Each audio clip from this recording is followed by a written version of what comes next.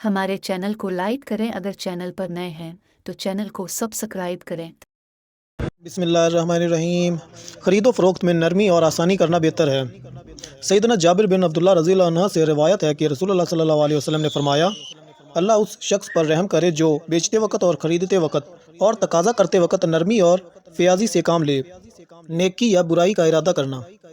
سیدنا ابن عباس رضی اللہ عنہ سے روایت ہے کہ نبی کریم صلی اللہ علیہ وسلم نے من جملہ دیگر روایت قدسیہ کہ یہ بھی فرمایا، اللہ تعالیٰ نے نیکیاں اور برائیاں لکھ دی ہیں اور ظاہر کر دیا ہے کہ یہ نیکی ہے اور یہ برائی ہے، بس جس نے نیکی کا محض ارادہ کیا اور ابھی عمل نہیں کیا تو اللہ تعالیٰ اس کے نامہ اعمال میں پوری نیکی لکھے گا، اور جس نے نیکی کا ارادہ کر کے عمل بھی کر لیا تو اس کے نامہ اعمال میں 10 سے 700 تک بلکہ دگنی تگنی جتنی چاہے گا نیکیاں لکھے گا، اور جس نے برائی کا ارادہ کیا لیکن اللہ تعالیٰ سے ڈر کر مرتکب نہیں ہوا اس کے لیے بھی ایک پوری نیکی کا ثواب لکھے گا، اور جس نے ارادہ کر کے برائی کر بھی لی تو اس کے لیے ایک ہی گناہ لکھے گا۔ جنت اور دوزخ کے حالات۔ سیدنا ابن عمر رضی اللہ عنہ سے روایت ہے کہ نبی کریم صلی اللہ علیہ وسلم نے فرمایا،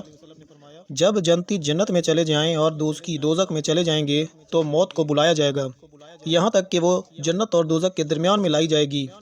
پھر اس کو ذبح کر دیا جائے گا، پھر ایک منادی کرنے والا آواز لگائے گا کہ اے اہل جنت، تم کو آج کے بعد موت نہ آئے گی، اور اے اہل جہنم، تم کو بھی آج کے بعد موت نہیں آئے گی۔ اس آواز سے اہل جنت کو خوشی پر خوشی ہوگی اور اہل دوزخ کو رنج پر رنج ہوگا۔ حوض کوثر کا بیان۔ سیدنا عبداللہ بن عمر رضی اللہ عنہ کہتے ہیں کہ نبی کریم صلی اللہ علیہ وسلم نے فرمایا، میرا حوض کوثر طویل و عرض ہے، مہینے کی مسافت کا ہے، پانی اس کا دودھ سے زیادہ سفید اور مشک سے زیادہ خوشبودار ہے، اور آب خورے پینے کے برتن جیسے جام، پیالہ وغیرہ اس کے ایسے ہیں جیسے آسمان کے ستارے، جس نے اس میں سے ایک دفعہ پی لیا وہ پھر کبھی پیاسا نہ ہوگا۔